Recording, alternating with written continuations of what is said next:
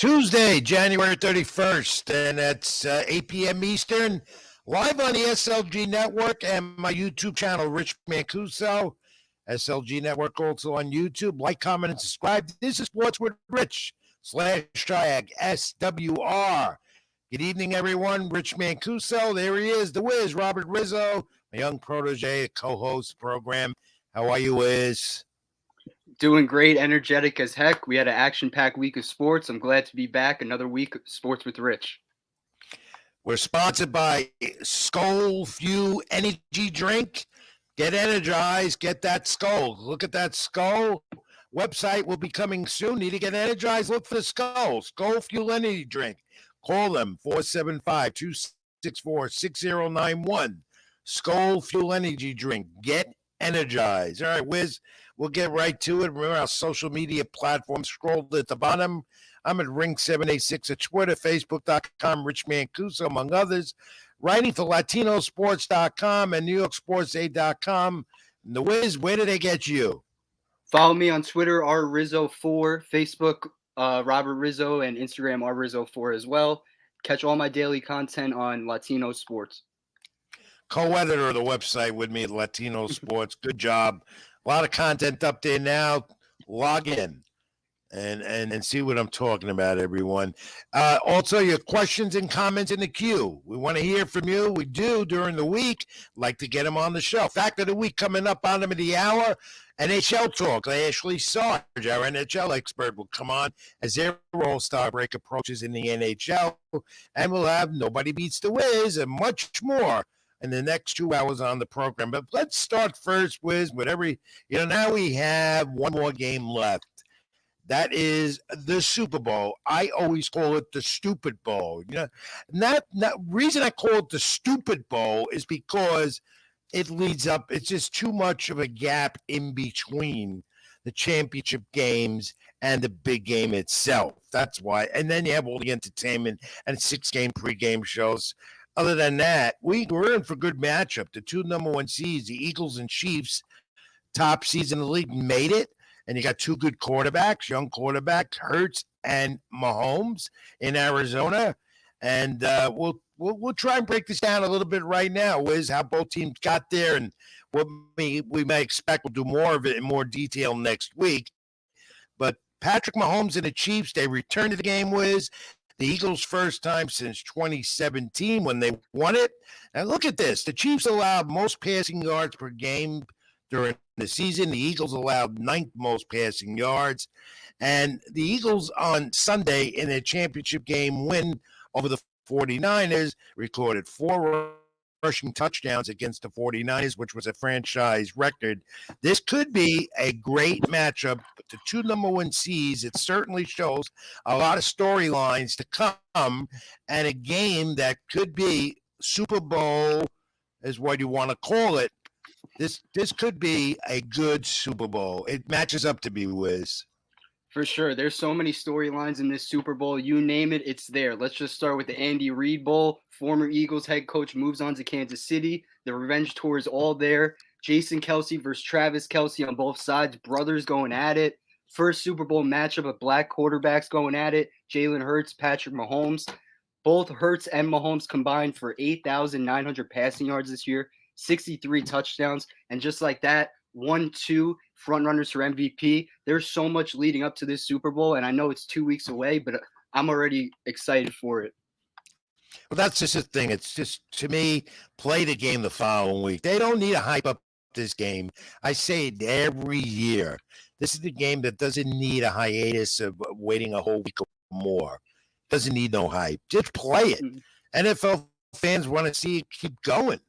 But this is the Super Bowl. We'll talk more next week. We'll break down statistics between the commercial revenue, which is huge, the game itself, how much money is generated for the league, the players, and so forth next week. Yeah, you mentioned a storyline that I really like in this game with the Kelce brothers, was the older brother and the younger brother. And Travis Kelce made this comment that really, this is a comment that I remember after the Chiefs won on Sunday. My mom can't lose, he said. I got a kick out of that. Yeah, that's a great storyline. His mom travels to both Kansas City, Philadelphia week by week to see her sons play. And for it to conclude like that, the 2023 season, for both brothers competing in the Super Bowl, the mom wins at the end of the day, and the dad definitely wins. Neither one can lose. She was right. As far as Andy Reid, the NFL Hall of Fame bound coach of the Chiefs, 3 of the last 4 years now in the game, in the big game, coaching against his former team. Andy Reid is just this is him. He had this team. He had the Chiefs as the number one seed throughout the season.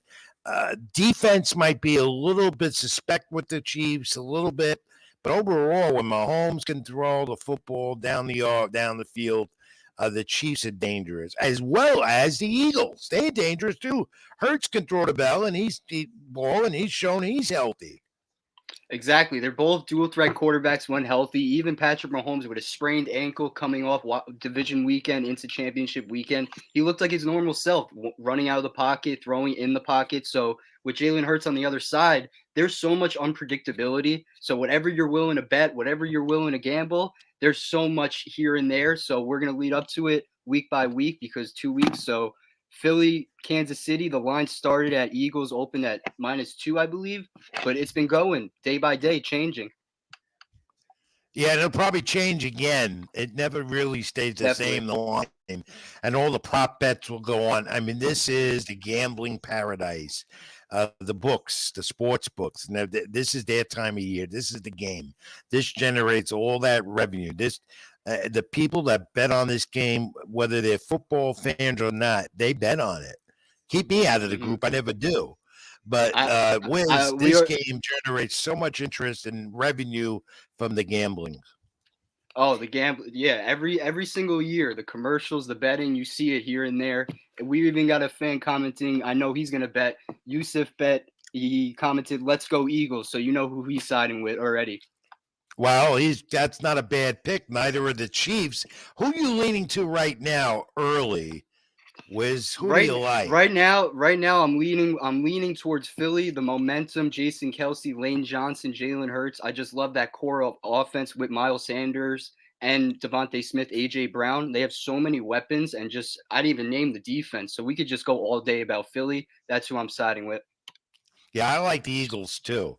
Not to say that Mahomes won't pull this game out. Again, we'll analyze it more next week. It's just that I saw some things with the Chiefs in the championship game this weekend, sort of getting into some traps that they did down the stretch during this season. And that does concern me a bit.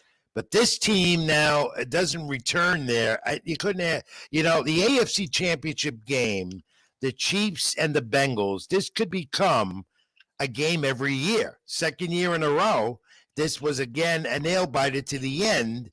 But Burrow and the Bengals don't return to the Super Bowl, and the championship game had all types of rating records on the network, but Burrow and the Bengals came up a little short.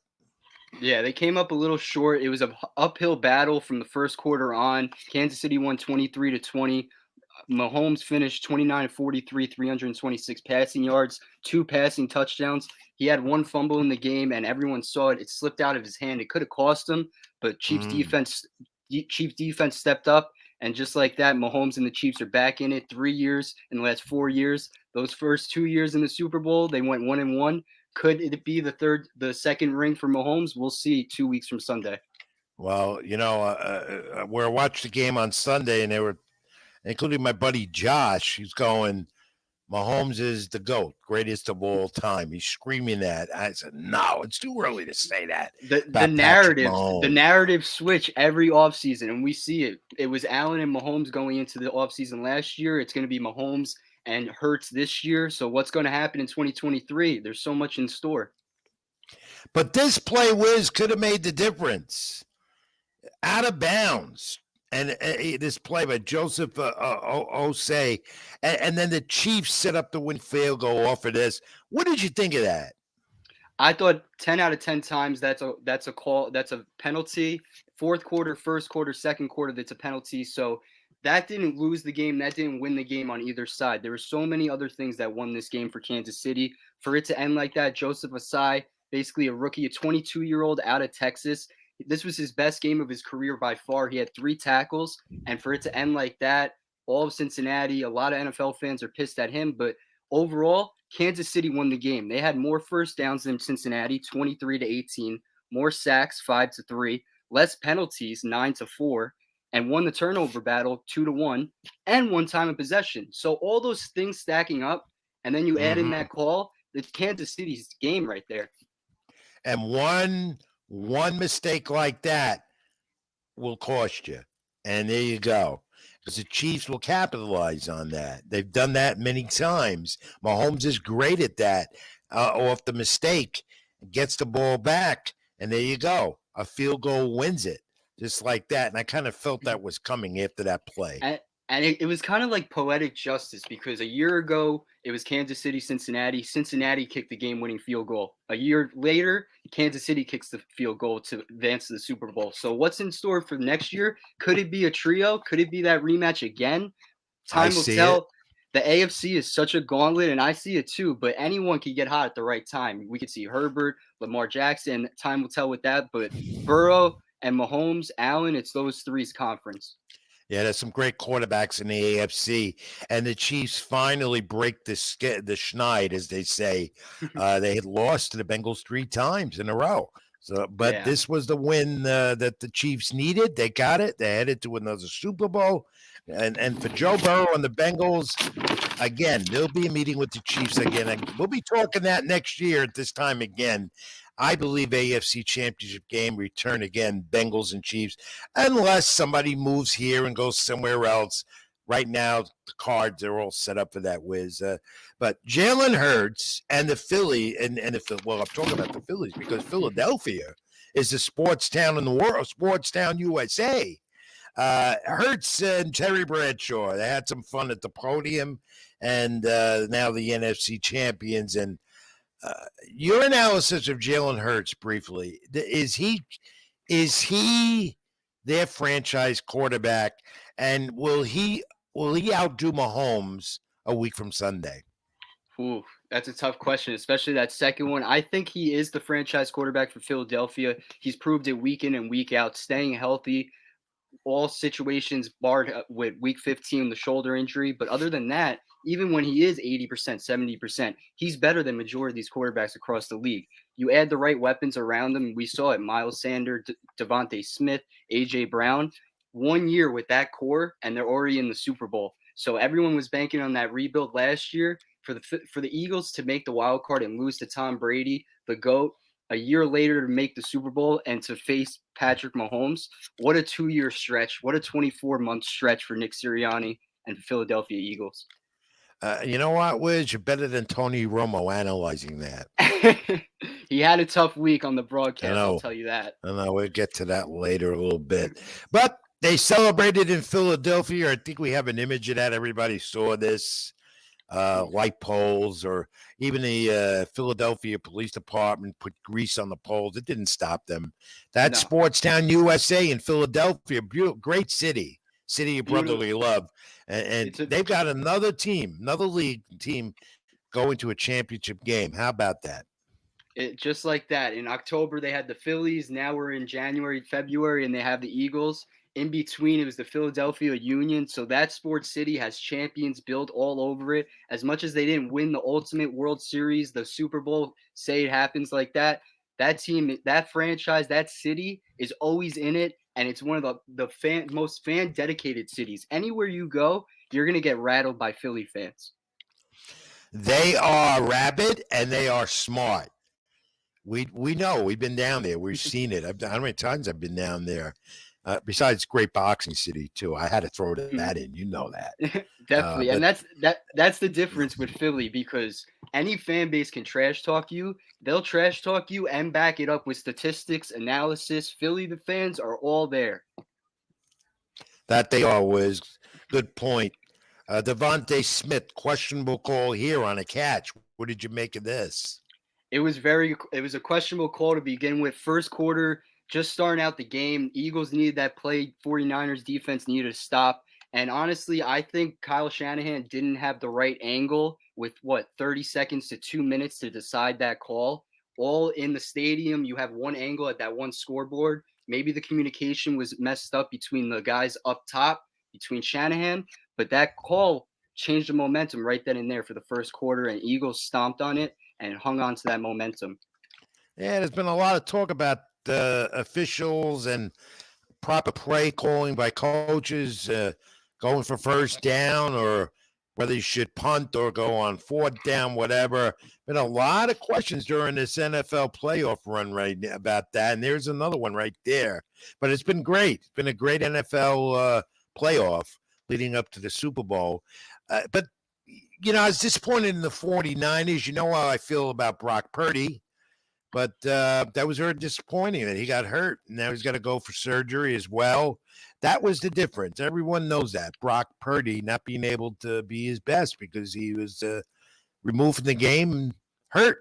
And he got hurt at the wrong time.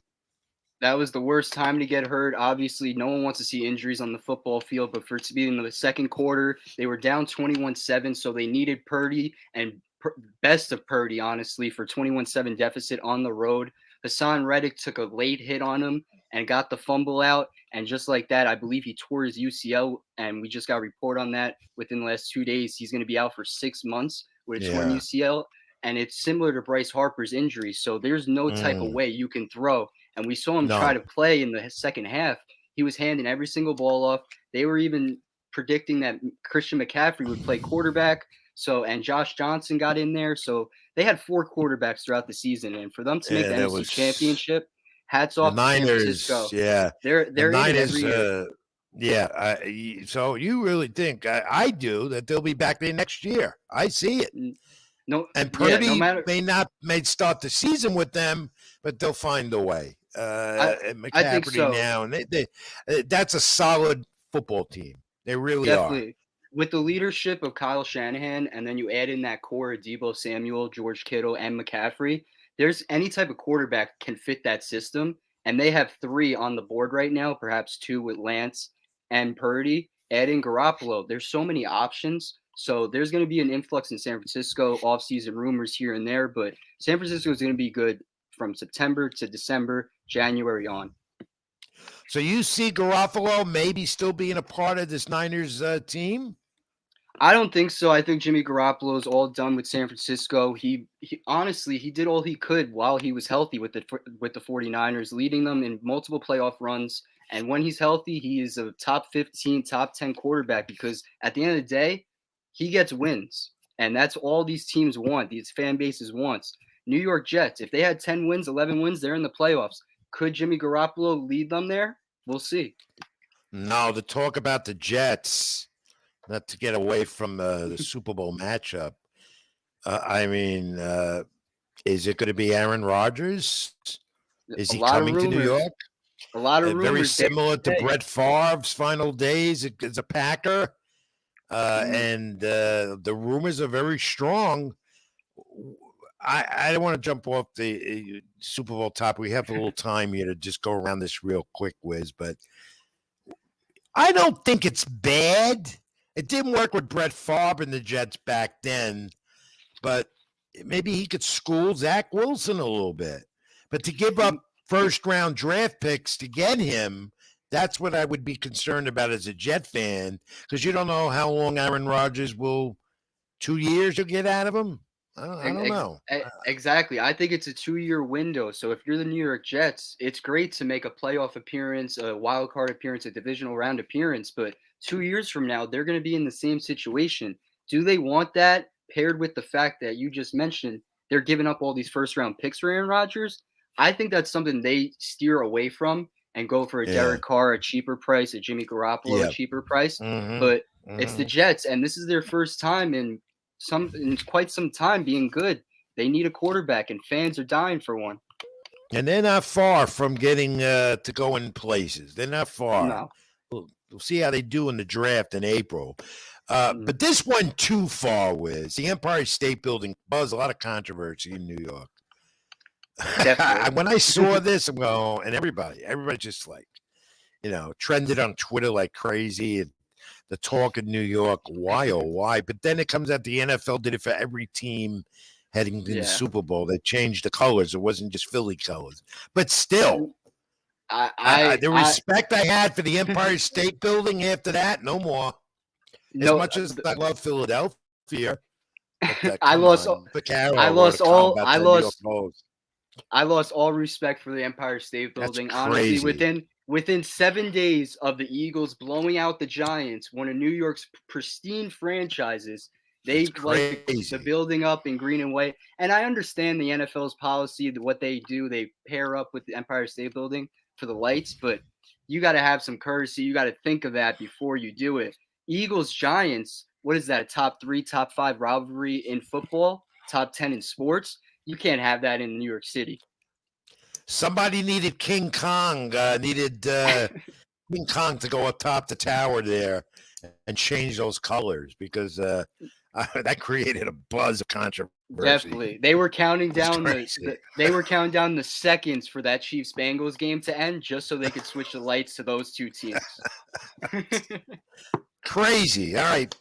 As we come to almost the bottom of the hour, we got some time. We can before we bring in Ashley Sarge talk NHL as they approach the All-Star break.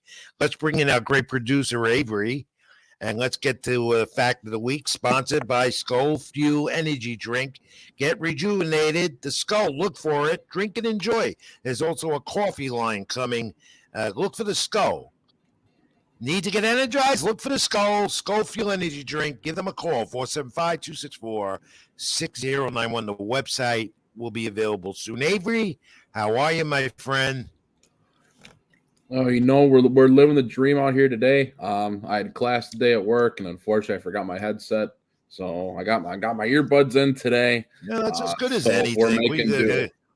That's all right. Look, we hear you well. Okay, I'm absent-minded. I do things like that all the time. So that's not a big concern. But are you concerned Aaron Rodgers become a New York Jet? No, as long as I get a good price for him. I really don't know what the trade packages would be, but I feel like the Packers would need either Sauce Gardner or Quentin Williams and like a first and a second to even consider the Jets it aren't going to give up Gardner. The Jets won't give up Gardner. No, I don't think they'll give up. I don't think they give up Gardner, but you have a good point with Williams because that price tag is going to get hefty in a year or so. He's going to have to get paid. It's going to get hefty for Sauce too, and in a year after that. 2 years after that. In 2 years, 3 years. So I could see Williams, but I don't know about Sauce. The whole New York Jets fan base is dedicated on Sauce right now. All right. Excuse me while I get the fact of the week. I dropped it. You forgot your also, you forgot. I forgot to mention Nathaniel Hackett, former Green Bay Packers quarterback coach, I believe. He was hired offensive coordinator of the Jets. There was some coaching. There were coaching movements late today in the NFL, including Sean Payton. Yeah, that's a big one. Sean Payton to Denver, and also DeMeco Ryans to Houston.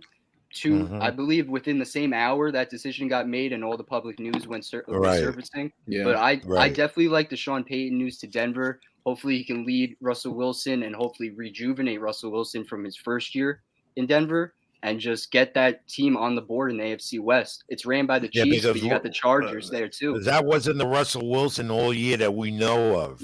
Better than that. So, all right. Sure. Fact of the week, guys. You ready? I'm ready. Ready as ever. And now it's your favorite part of the program. And you out there, you questions and comments in the queue, everyone. Get it. Bobbleheads are still up for grabs over here. And this is a baseball question, and it deals with catchers in baseball, in particular catchers at 21 years of age or younger. Keep that in mind. Remember, this is a fact, not a trivia question. Avery, did you put up fact of the week? Did you put it up? Put up the logo? I did. I put it up. Oh, I'm not paying attention. That's my bad. All right. 21 or younger catchers. How many catchers in Major League Baseball history have started at age 21 or younger? and they've started Wow. at least 100 games at that age. Now, one of them could be Francisco Alvarez of the Mets. One, Hmm. if he does that. All right. But there are, I wonder how many, and if you can, how many can you name some of them? Ooh. It's Did Adley Rushman play 100 games last season? No. I don't He think was- so. no, but I don't know if he's 21. He is young. Shoot. And you're going to have to go back on this one, too. There's some names here that go back a little bit. This one's a toughie. Yes, this might be the toughest I'm gonna one go you with the guys number. will ever I'm get. gonna go with the number first, and then I'll think of names, and I'll just All jot 'em. right. I'm gonna go with 12 catchers throughout MLB history. What'd you say, Wiz? 12. Not bad, but not that's not it. All right, we're cooking up. We're cooking. You're getting there. All right, Ed. Avery. We said 12. Rich is stammering. We're close. We're close at 12. All close. We are close. The question just is it up or down? And then you I'm got to gonna give go- me some name. I'm gonna go 14. No, No, Sheesh. no, you That were a one was little away quick. from it. that Yeah, was no, quick. but you were a Gotta go little away down. from it. All right. Do you want me Gotta to go give you the down. number now, or do you want the number later? No, we need the number later. I need my second Yeah. guess. I need a All right. second guess. Do you want to We got the take a momentum. crack at some of the names? I'll take a crack at a few of them. Go ahead. First up, Buster Posey. No. No. What about Mike Piazza? No. No. I don't think Yadier Molina was young enough at 21. No. JT Realmuto. No. No, Ooh. he's not on there. Not Sean Murphy from Oakland. No. You think of Hall Wow. of Fame, cat. Think of Hall Yeah. of Famers. Well, we're thinking active players right now. Well, no, Ooh. I'll give you a hint that none of them are real active anymore. Okay. Hall of Famers. Johnny Bench. Yes, that's one of them. All right, we got one. You got one. Johnny Bench. Very good. All right, let's give you one more Gary- shot. I'm gonna take another crack. Gary Carter. No. All right, so we got one. You got one. I'll give you a hint on another one. Well known in New York. Well known. Catcher. Yankees, Mets. Yankees. Became a manager. Wow, I'm blinking. Oh, Joe Girardi. No. No. Joe Girardi. No. No, I'm thinking Yankees catcher, and I heard you say Mets, but that's what caught me. Damn, I'm blinking. That's a good question, especially the Oh, I number. know. Mm-hmm. But once you name them, I Hurry thought I up, was 'cause good I gotta with get one. one more. You get the New York. Get the yeah. New York connection here. Catcher, former manager. Yankees, Mets. I don't know. I'm no help to you on this one, Riz. What about you? I- Can you get it, Avery? Nope, I got nothing. You want me to give you that name? Yeah, give us that name because I'm Joe- holding everything Joe- up. Joe Torre. Damn. I was thinking Joe Torre too, but in the Alright, back so of my just, head, I'm like, okay, was so- he catching? All right, so now you got two of them off the list. Okay, your number though, I'm going to tell you now. Two of them are off the list. Your number of how many you both of it didn't get that one. You want to wait till later, and then we'll get the whole thing. All right. Yep. Yeah, All right. Good. Got you guys this week, didn't I?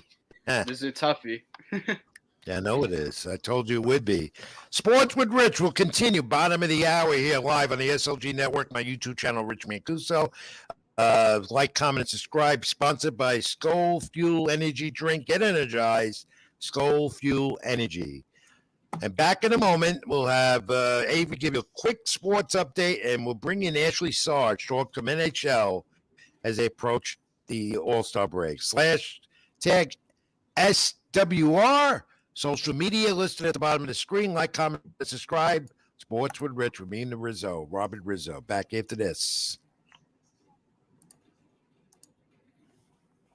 All right, guys, what's going on? We are here for a sports update. We're going to start over in the NBA. No NFL today on this Tuesday. Not a lot of baseball either, but we're looking forward to that here in a couple of months. Starting with the NBA, we have the Miami Heat against the Cleveland Cavaliers.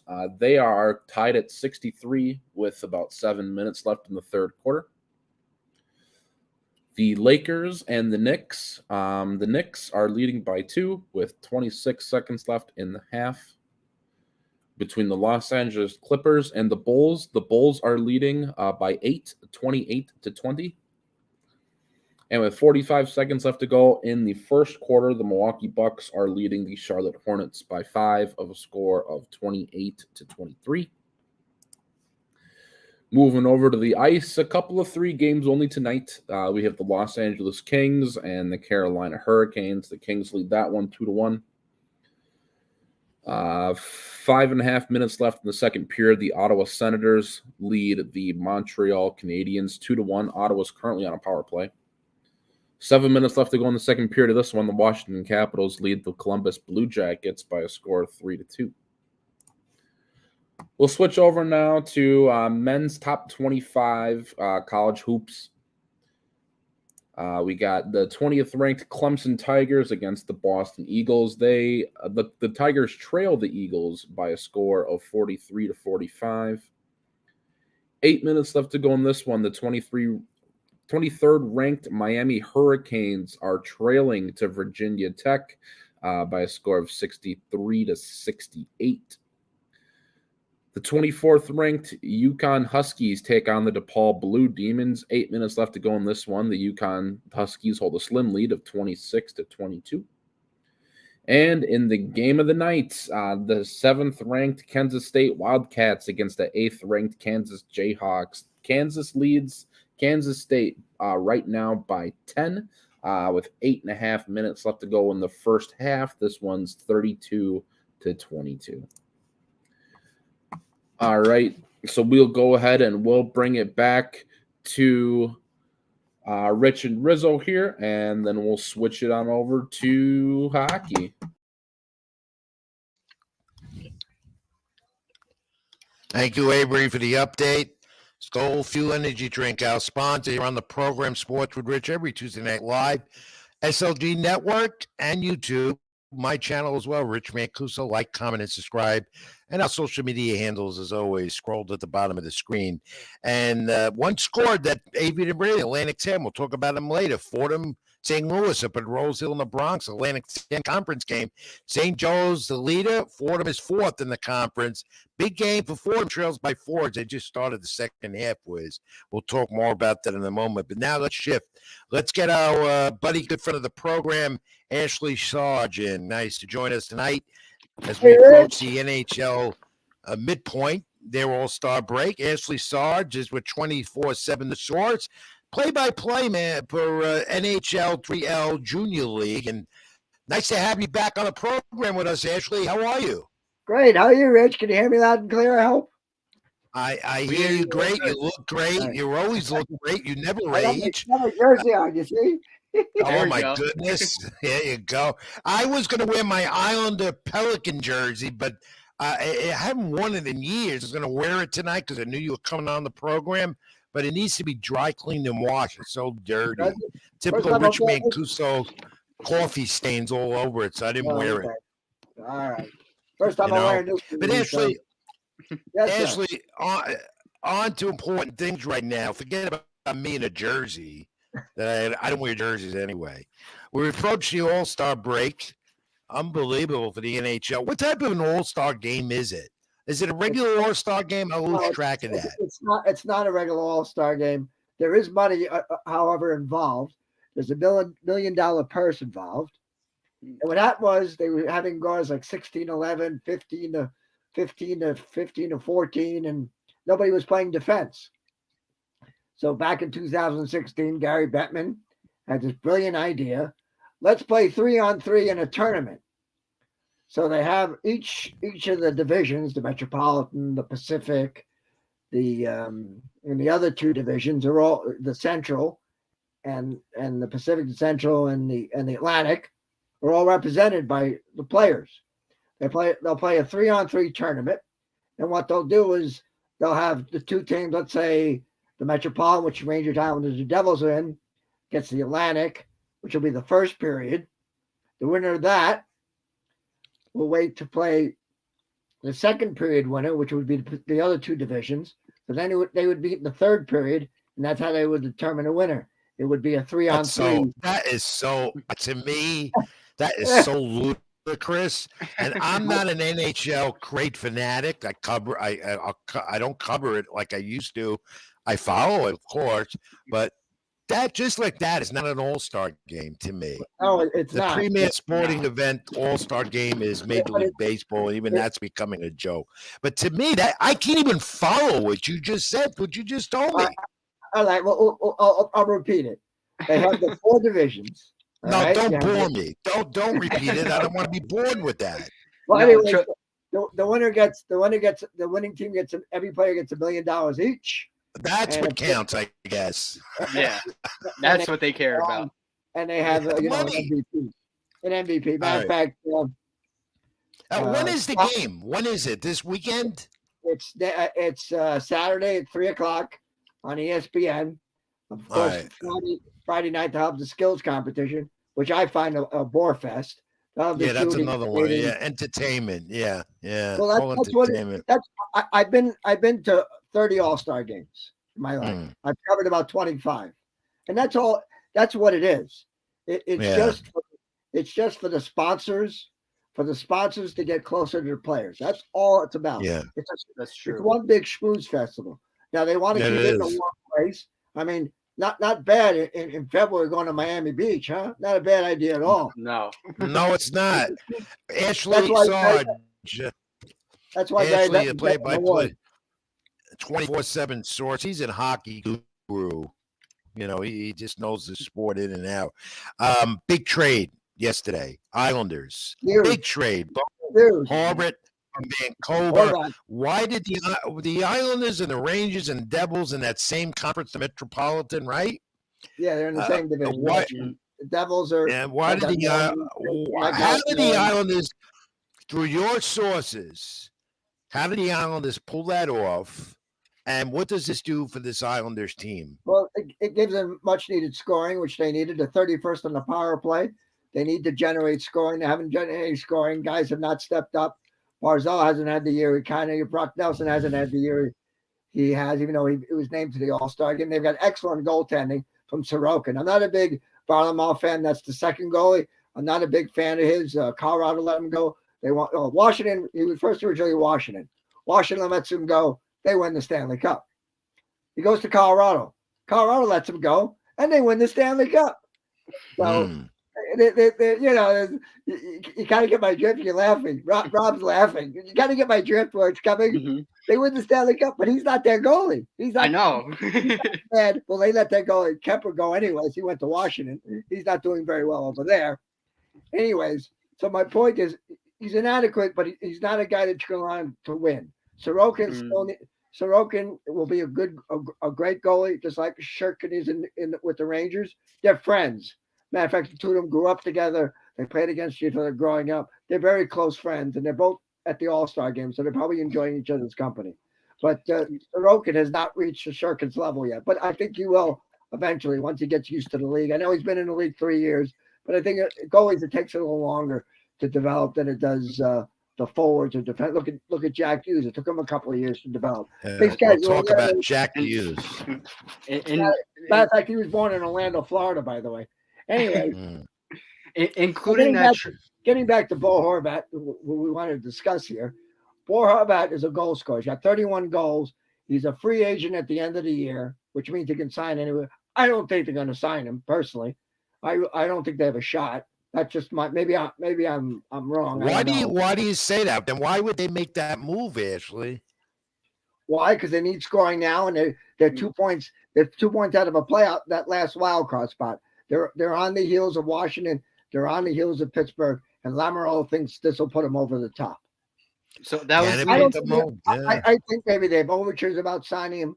I'd be surprised if they sign him.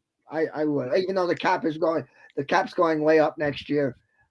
Finally, after it was flat for 3 years because of COVID, the cap's finally going up a little bit or a lot from what I hear. So I think they're gonna attempt to sign him, but I don't think they will. That's just my 3 cents. So they got Paul Horvat, who's a goal scorer. He can play all 3 positions. They gave up Antti Ranti, who was their number 1 prospect. They gave up Villiers, they drafted and who hasn't had a great year, and he's really underachieved while he's with the Islanders. We'll see when he gets to Vancouver. He gets a kick in the butt. And they gave up for the 4th straight year. They gave up a first-round draft choice. Now, after a while, that's going to kick you in the butt eventually too. Yes, it will. Yeah. If you give up too many of your first picks, after a while, that's going to kick you in the butt too. So It does that's in what any it's based sport. on. In any And- sport, that will. Yeah. And the funny thing was, when Horvat was drafted in 2013, the draft was at the New Jersey at the Prudential Center. The Devils traded that pick to Vancouver for Corey Schneider. That Vancouver then picked Bo Horvat. So Lou's had his eye on him the whole time. Now Corey Schneider is a goalie in the Island organization playing at Bridgeport, playing out the string. He's 36 years old now. So Really that's interesting so- insights. Good. so Yeah, that's Wiz. a insight into that.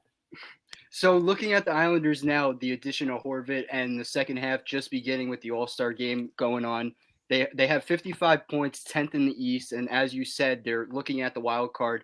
How do they change their tide to change the momentum going into the second half? They got to get better defense, I think.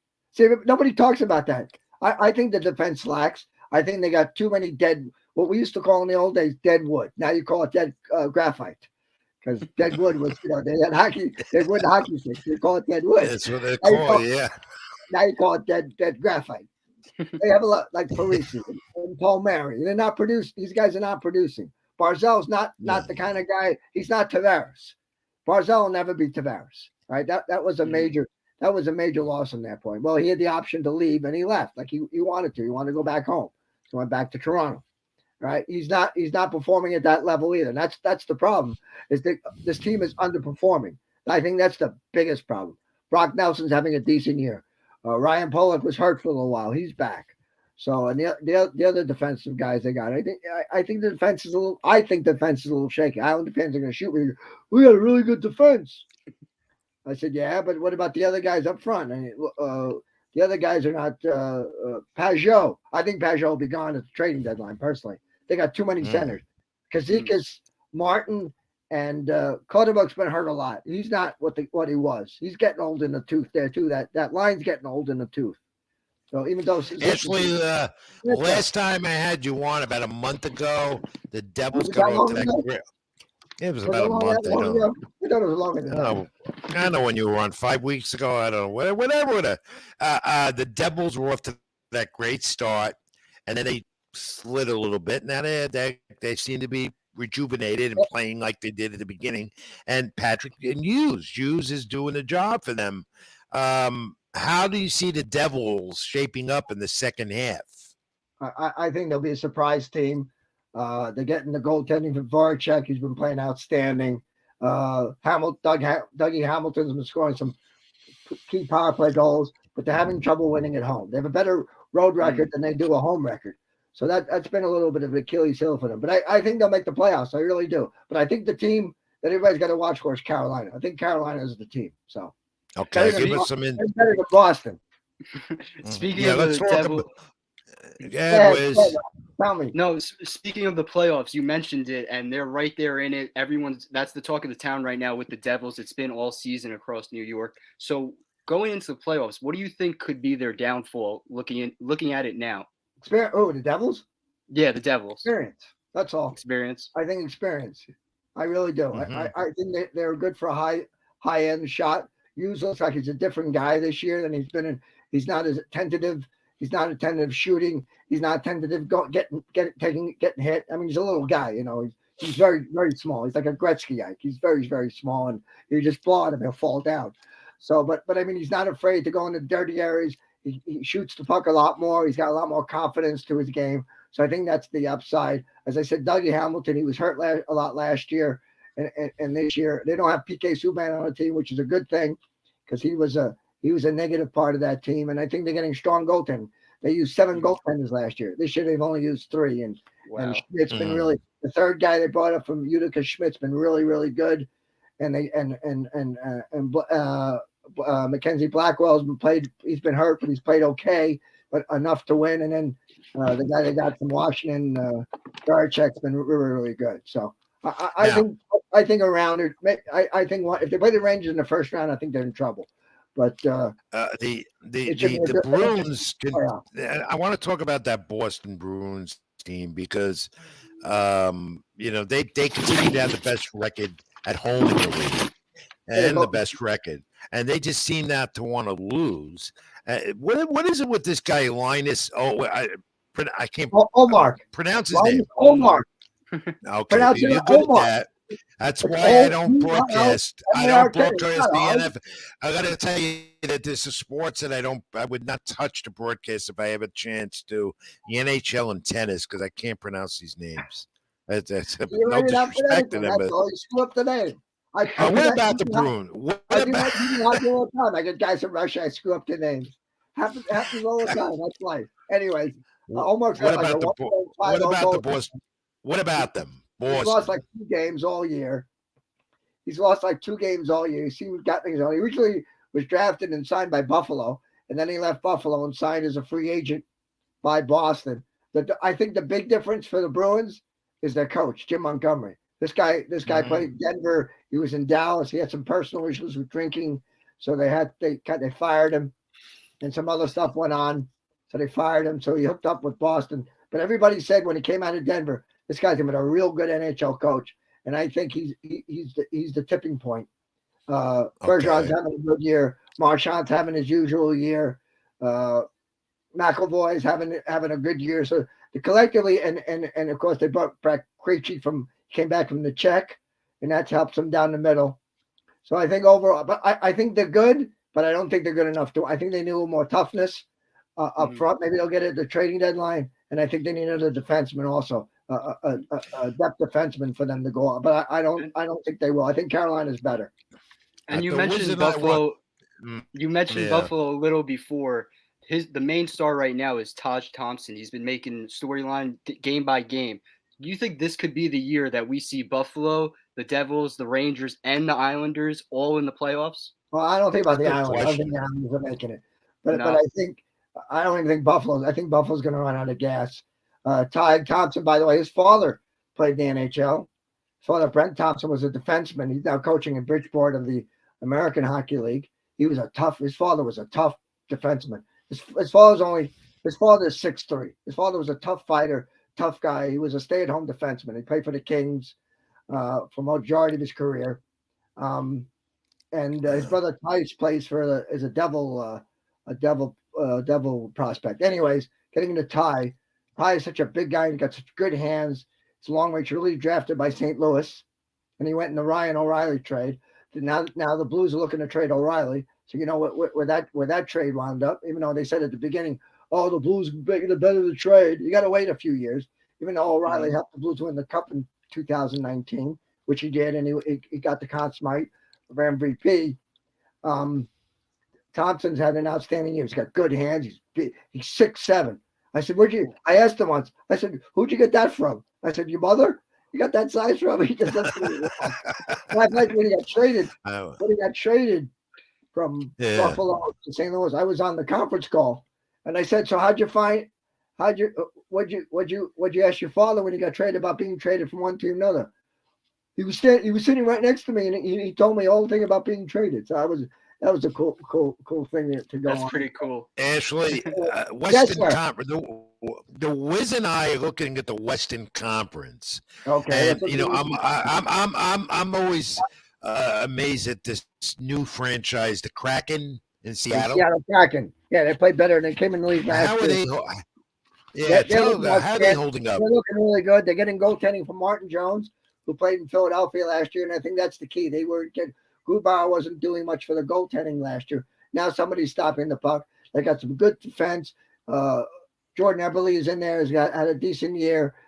Matty Berniers, who's hurt now, is going to be probably the rookie of the year. He's had an outstanding year. He made the All-Star team, but he got hurt over the weekend. So that's been the big difference for them. How about the Golden Knights in Vegas? That's another team they always pay that's another attention one. to. We got a new coach in Bruce Cassidy. He was coaching in Boston. They're playing very well. They're getting good goaltending. A kid named Logan Thompson, who's a rookie, a left-handed, what we call, like in baseball, you have a left-handed pitcher. Well, in hockey, you got a left-handed goalie, meaning he catches the glove with the right hand. Tony Esposito was one of the famous guys that caught with the right hand. He's having a pretty good year up until you. Chandler Stevenson's having a good year. They're having a good. Martinez was hurt a lot last year.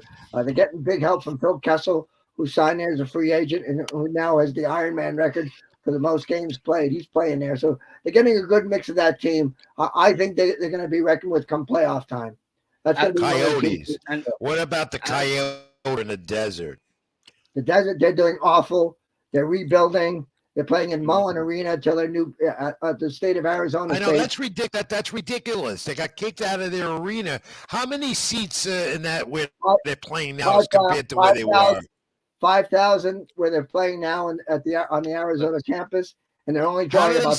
How could they survive like that? Well, the owner is willing to bite the bullet until they get the new building in Tucson, so which is 2 years. Which is 2 years away. So they're going to have 2 years away. That's unbelievable. Other teams have done it. Ottawa did it when they first came in the league. They played in the old Civic Center, which only did about 6,500. Calgary did it. I know it's Canada. Calgary played in the old building until the new building is ready after the Olympics. So they've done it. So there's a precedent that's been done before. So we're 2 years away. They're going to play in this. And I hear from people that they don't even get 5,000. They get about 3,500 a game. So I know that I know that we still got half a season to go, but it comes fast. But who do you like? Who do you think? Who do you think down the end, the finals? Who's standing for the Stanley Cup? I said in September, Carolina and Calgary. That's what I said. All right, Calgary is. I think maybe Edmonton's got a shot. We didn't talk about them, and Connor McDavid, of course, and Draisaitl in that group, and the goaltending they're getting from Stuart Skinner and Jack Campbell over there. Who do I think? I think Edmonton's got a shot, but I think Carolina's the team. I really do. Okay. I think they're going to play Boston in the conference final, and Carolina wins. In the West, it's going to be kind of I think Winnipeg has a shot in there. Minnesota's a team that's underrated. It's very underrated, Minnesota. I give them a shot. Bill Guerin is their manager. Dean Evison's the coach. Dean Evison was a player for the Hartford Whalers for years. He's a student of the game, very defensive-minded. They got Kirill Kaprizov, who's tearing up the puck with a lot of goals. And they got Matt Zuccarello, who used to play for the Rangers. He's playing on the same line. So and they acquired Ryan Reeves from the Rangers, which I think is a big trade. Do you hear anything? Do you hear anything about any trades coming up that will have an impact I hear on lots anyone? of people going through. I don't know what's going to happen, but I hear lots of names out there, and lots of different Rangers are involved, and I've heard they're going to try and get themselves another defenseman, maybe another forward. Devils. Somebody told me about the Devils, and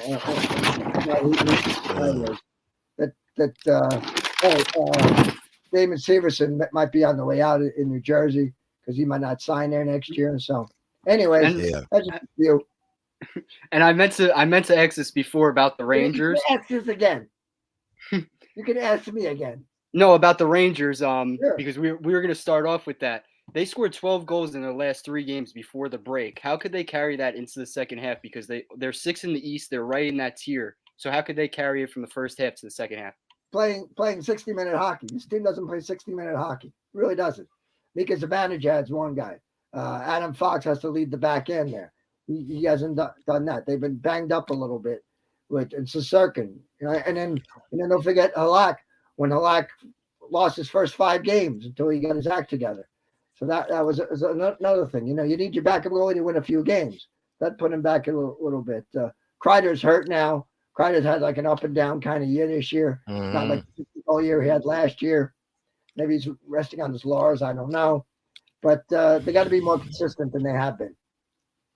Ashley, the NHL game of hockey lost a great just a couple of days ago. Great Bobby Hall of Famer.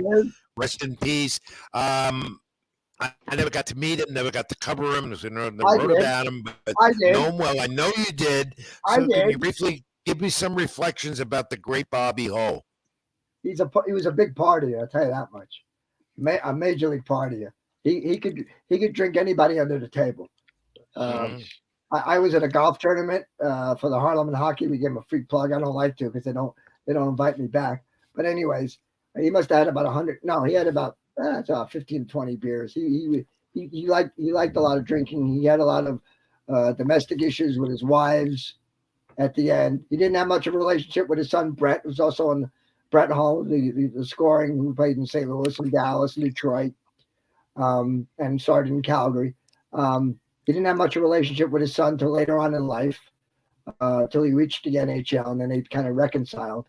So it was a sad thing. He was the first guy to score 50 goals. I got to see him play when I was a kid. He had a mean shot. He had a mean slap shot. He was a big, strong bull. He was from the Ontario farmer. So in Ontario, a farmer. He was a farm boy. So he had a big, strong. He was strong, as my father used to say, strong like an ox. And he had a heavy shot, and the first guy to shoot 50 goals. Yeah. So he was good. He was great for the game. Well, he was great for the game, and he was a competitor by all means to the end. I remember his aggressiveness, and I remember how good he was on the ice. I can remember that when he got control of the puck, he knew his team was on the way. So rest in peace. He was the first major Ashley Sarge, this has been great. We gotta let you go, my friend. We're gonna have you back on. You're a hockey guru, a hockey expert. Wiz, he knows this game inside out as much as I know boxing inside out. I know you do. I come to you for boxing all the time. You know what somebody once told me? He went to a boxing match and a hockey game broke out. Ashley is with the 24/7 source, play-by-play for the NAH3L Junior League. Briefly, what is that Junior League all about? It's kids 18 to 20.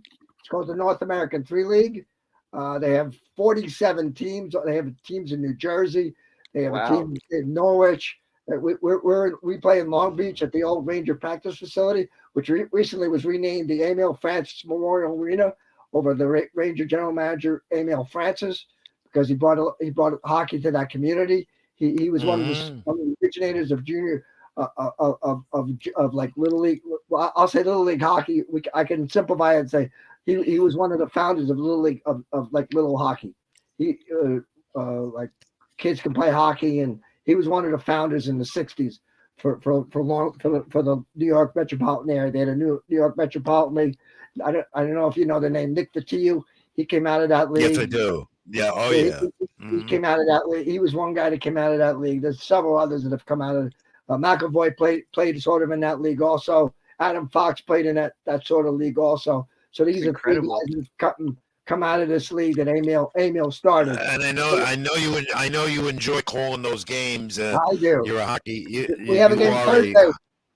We're on Hockey TV Thursday 1:30. How do fans out there keep in touch and reach you, especially if they want to know more about the NHL? I'm on Facebook. I'm on Instagram, and I'm on Twitter all the time. Okay. The Long Beach Sharks are on the Hockey TV, and they have a game Thursday at 1:30. If you want to take a look. Awesome. Yeah, thank you. I'm gonna try it.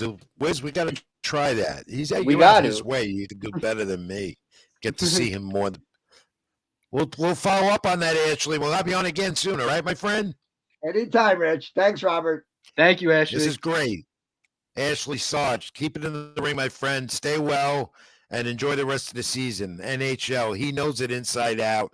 Ashley Sarge, 24/7 source, and you know he can give you some more detail about the NHL, because we tend to not pay more attention to the NHL like we do with the other sports for some reason.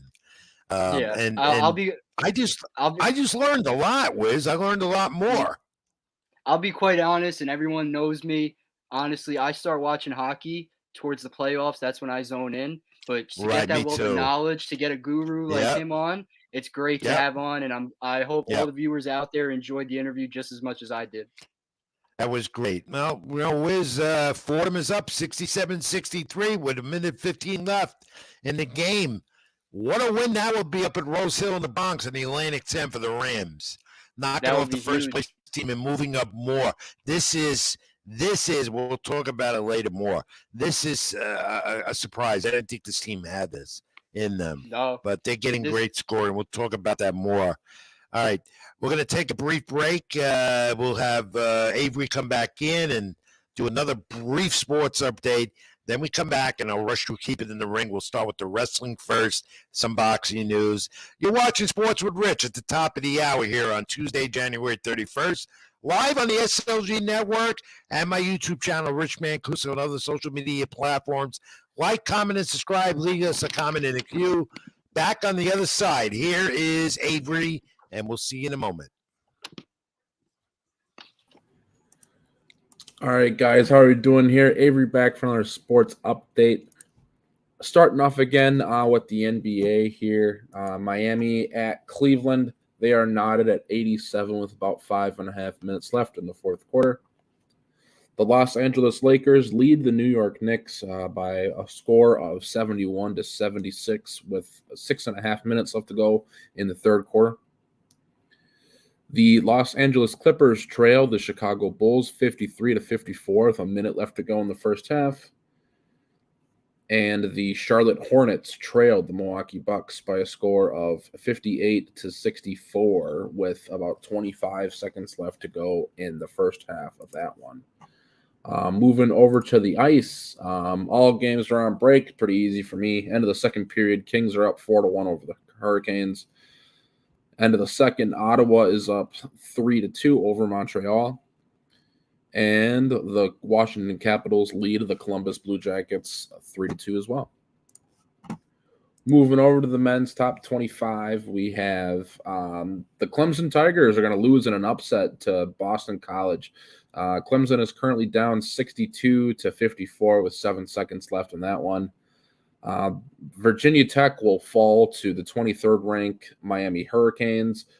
Looks like about by a score of 92-83. There's 2 seconds left in that one. The UConn Huskies lead DePaul by a score of 56-33. A minute left to go in that one in the first half. Kansas State and Kansas are at halftime. Kansas leads Kansas State by a score of 49-37. And then about 7 minutes left to go in the first half of this one. The 4th-ranked Alabama Crimson Tide lead the Vanderbilt Commodores 29-10. Excuse me. All right, and that'll do it for this sports update, and we will bring it back to Rich and Rob. Sponsored by Skull Fuel Energy Drink. Get rejuvenized. That's our sponsor on the program and here on the SLG Network with Sports with Rich. And look for their coffee line coming. Most of all, look for that Skull in your local store and other outlets and get in touch with them. Sample it. Try it. The number there, 475-264-6091. Skull Fuel Energy Drink, a proud sponsor of Sports with Rich and other platform shows here, programs on the SLG Network. Rich Mancuso, that's the Wiz Robert Rizzo. Our social media is scrolled at the bottom of the screen. Ring786 at Twitter, Facebook.com, Rich Mancuso for me. And the Wiz, again, where did it get you? Follow me on Twitter, RobertRiz994, Instagram, RRizzo4, Facebook, Robert Rizzo, and catch all my daily content on Latino Sports. Read our content on LatinoSports.com and mine also on NewYorkSportsDay.com. A lot up there right now, so log in. I write for other websites as well, but those are the 2 main ones. And thank you for joining us, as always, on the program. Questions and comments in the queue. And if you want to join in and get the fact of the week, do so in the queue. Bobbleheads are still here up the grab. All right, Wiz, keep it in the ring. We don't have Ray with us for the wrestling tonight. He had another commitment, but I'll wing through it because we have to talk about the Royal Rumble. Because the WWE Royal Rumble broke all types of records at the gate, viewership, merchandise, and whatever. And boy, did it live up to more than I expected. There were turns on angles, setting up for WrestleMania at the beginning of April at SoFi in Los Angeles for 2 nights. It's the road to WrestleMania season now. And it also showed the return of Cody Rhodes as now who will face Roman Reigns for the title and probably Sami Zayn based on this. Sami Zayn is out as an Usi. And there's why. He turned on Roman Reigns, and Roman Reigns was turning on him, and so did Kevin Owens.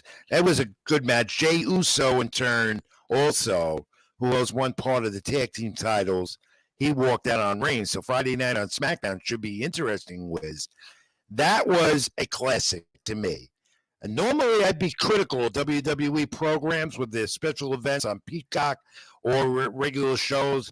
I'm not. Triple H is the creator now. He's doing the content. That was a great Royal Rumble based on those turn of events right there. We also saw the return of my favorite, Nia Jax. Supposedly she's going to be back as a full-timer again in the women's division for WWE. Rhea Ripley now going to challenge Charlotte Flair at WrestleMania. She won the women's match. And then you saw this great action from, look at this image, and look at Ricochet and Logan Paul. A collision in the middle of the ring from one end of the ring to the other. They butted heads and went down. Opposite sides. Wiz, I'm telling you, if you don't watch pro wrestling, I've never seen that before. No, I haven't seen anything like that. It blew up the Twitter feeds along with the Roman Reigns, Sami Zayn, all the controversy going on. But Logan Paul, anything he does in, out of the ring, press conferences, on the streets, it's going viral. And for him to recover from all he's done in the last 6 months, that injury, to get to where he is now at the Royal Rumble 2 months from WrestleMania, like now, 2 months ago, I wasn't that big of a Logan Paul fan, but now I'm tuning in just to see what's going to happen with him. And for him to spark it like that, I've never seen anything like that. And you just said it. You've been in it for so long. You've never seen anything like that. Come on. I never have. And the Royal Rumble match, we have 30 competitors, and then those two went from one end of the ring to the other. I can't walk from one side of the room to another before I feel like I'm going to fall. And these two went from one side of the ring to the other, but opposite ends, and then boop, clash of heads. Unbelievable move. You also saw more of what might be developing for WrestleMania. Bobby Lashley, probably, Brock Lesnar. He was a surprise on SmackDown like the couple of days before. Back in the fold, and probably him and Lashley WrestleMania. The Royal Rumble setting up different angles and situations for WrestleMania. Even Rey Mysterio, who got knocked out of the action, but he's legitimately hurt. So he couldn't get in there. So they played the angle that his son attacked him backstage, took his mask, and it's going to be father-son at WrestleMania most likely. So kudos to WWE. They did a great Royal Rumble as they head to WrestleMania, but they steer first towards the Elimination Chamber in 2 weeks. And there you're going to probably see Sami Zayn against Roman Reigns. And I'm anxious to see how Sami Zayn, who's a fan favorite, big-time fan favorite, and out of booing Roman Reigns, how long will Reigns have these titles? One thing is known now. The Rock is not going to be in for WrestleMania. Triple H addressed that question after the Royal Rumble. He says he don't think it's in the cards, but the door is always open to him. So in other words, all the ways you can hear me talking, speculating with Ray week after week, talking about I think The Rock would definitely be a part of WrestleMania. Simply, he says he's not in shape. He's getting ready for the re-debut of the XFL in a few weeks, where he is the owner of the whole league with his former wife. And I still expect him to be at WrestleMania, even if it's just say hello or confront Reigns, but no match. But the door is always open to him. It's disappointing. I wanted to see him. I want to see him in Mania. No, I totally agree. Everyone wants to see The Rock at WrestleMania. Any public event you want to see The Rock at. So I definitely expect him to make some type of an appearance, but I don't know if it's going to be some type of wrestling appearance. But other than that, definitely The Rock will have something to do with WrestleMania. That's just my opinion, but So did you watch the Royal Rumble? I did not watch the Royal Rumble, but Twitter was blowing up on Saturday night, so I got all the highlights. And literally 11 o'clock midnight, I'm watching it, and that was one of those videos, that one of those fights with the Sami Zayn Roman Reigns incident. You had to rewatch maybe 2 or 3 times just to get everything that unfolded. It was well done, well for done. sure, and And that's all because of Triple H. And it's all still creating a big buzz leading to SmackDown this Friday night on Fox to see what Sami Zayn has to say, or Kevin Owens, who they'll eventually become partners. They're good friends. They become tag team partners, probably vie for the tag titles at WrestleMania now. But who will the Usos have? The Uso walked out. So we'll see where that goes. Now, AEW, through all of this, stays relevant. Their ratings are still solid. Not as big as WWE.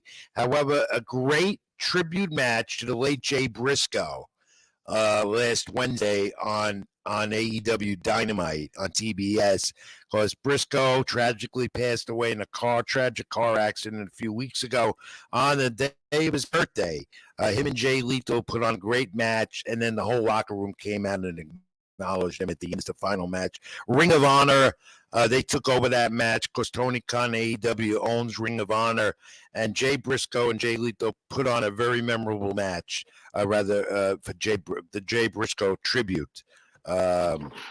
His brother actually wrestled against and Jay Lethal, and it was emotional. That's what I'm trying to say.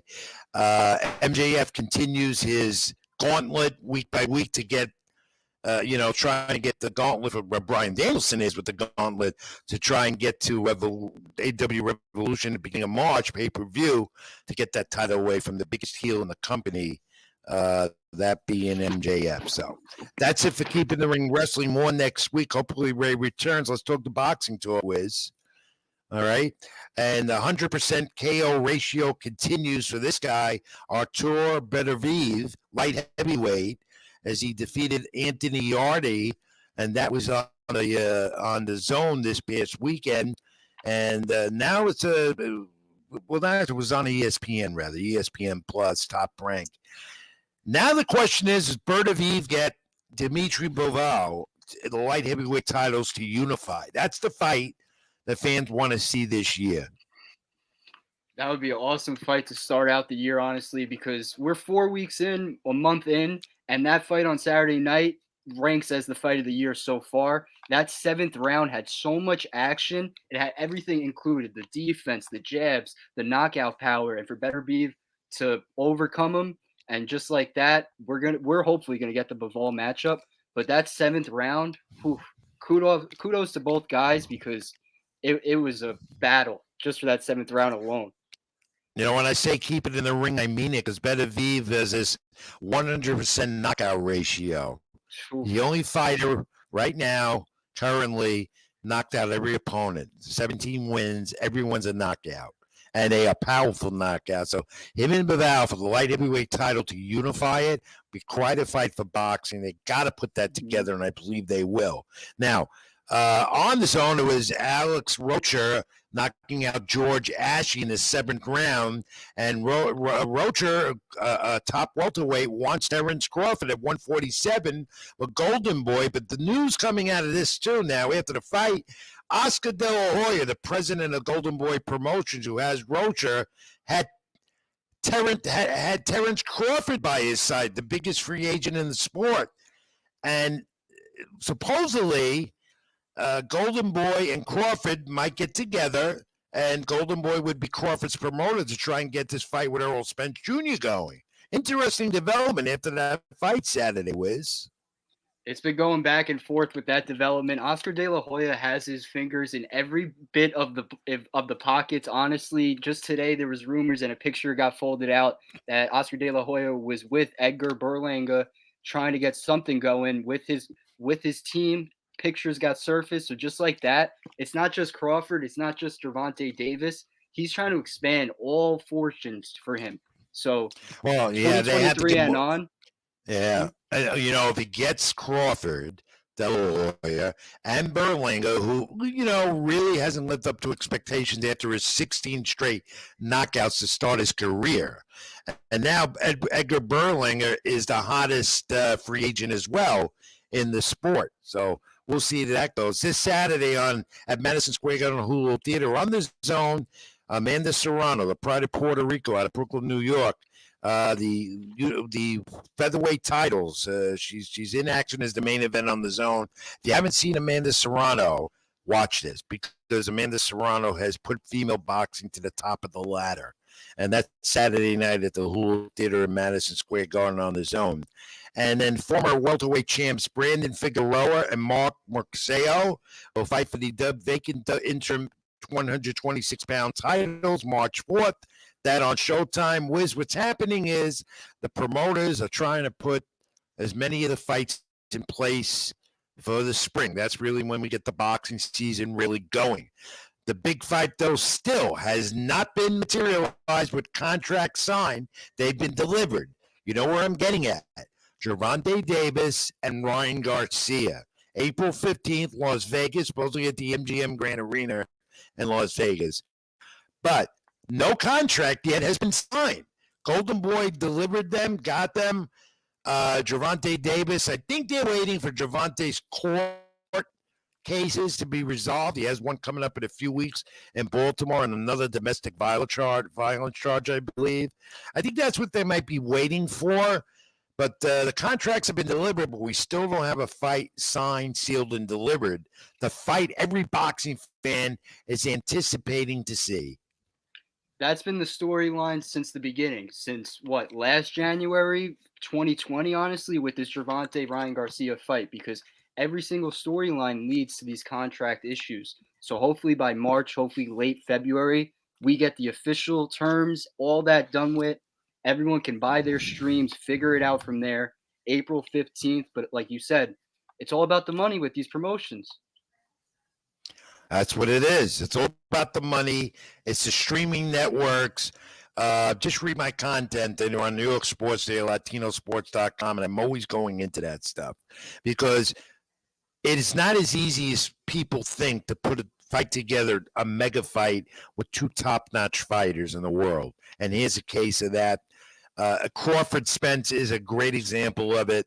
And we're waiting for Tyson Fury heavyweight next move with Alexander Usyk to unify the heavyweight division titles. That's a long time coming. I believe it'll happen some point this year, but there's been no talk about it. It basically comes down to this, Wiz, everyone knows, as I've been saying. You need to put these fights together. You need to sign them, seal them, deliver them to the fans. Otherwise, the sport goes dark and the sport's not relevant. And until we get that, on a consistent basis, especially with what I call the boxing season vastly approaching in the spring, we're not going to have a sport with relevancy. That's what it comes down to. Exactly. And I wanted to ask you this beforehand, but other than obviously the purses when it comes down to these fights, what comes down to the issues coming at hand? Other than the purses, the percentages? Well, one thing you have is the purse is one big part of it. Who gets a split of what of the revenue? And that's a lot of it when it comes to pay-per-view with streaming networks involved. In the case of Crawford Spence, Crawford's a free agent now with Spence. He's with the PBC, Fox, Showtime, whatever.